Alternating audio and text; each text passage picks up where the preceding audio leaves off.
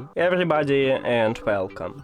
In this video I'm going to show you how to enable a vocal fader for your speaker HISENSE Party Rocker One.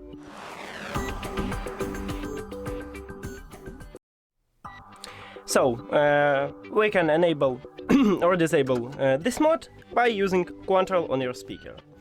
This control located at the top, and right here at the left side we have vocal fader.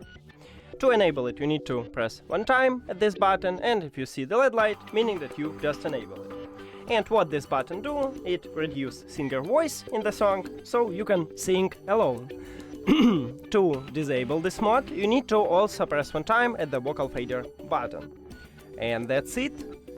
Thank you for watching this video. If you found it helpful, please consider subscribing to channel and leave the like on the video. See you later!